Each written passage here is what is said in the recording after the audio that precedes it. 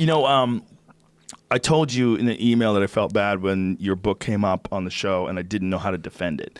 I didn't know what to do because I was in that weird moment where I was recommending it because I like it, because I think it's a great book. And he was saying that it's debunked. Well, I think he said you cherry-picked data, right? Which is always weird.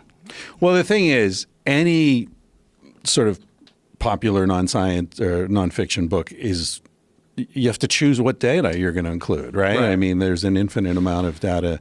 And so, of course, you form an argument and then you present data that supports your argument. Did you ever consider arguing against yourself? Sure. Yeah. Yeah. And in fact, the book is written as an argument against the standard narrative. So, we had to present this. What is the standard narrative? Who believes this? Who thinks that people evolved as monogamous? And so we quote quite heavily from those people. But, the thing is, I mean, and I really appreciated your email, and we don't need to talk about this at any length, but it's not your job to defend the book, and it's not even my job, really, to defend the book. I think once a book is out, it's out. Right. The book is there.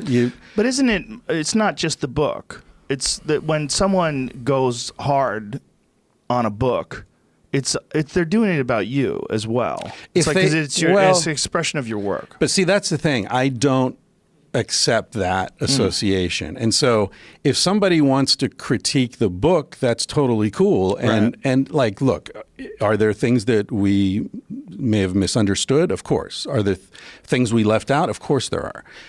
Mistakes, of course. That's right. You're a human. You made a book. There are hundreds of citations in that book.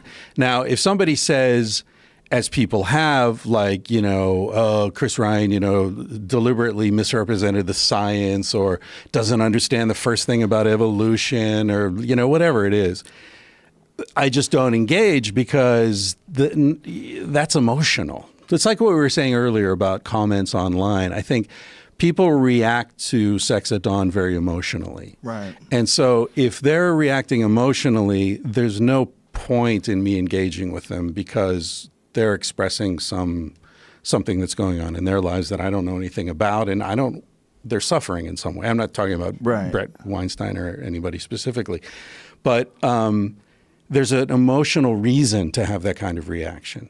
Whereas if somebody says, look, on page 72, you said that bonobos are the only ape that does this, and actually gibbons do it as well.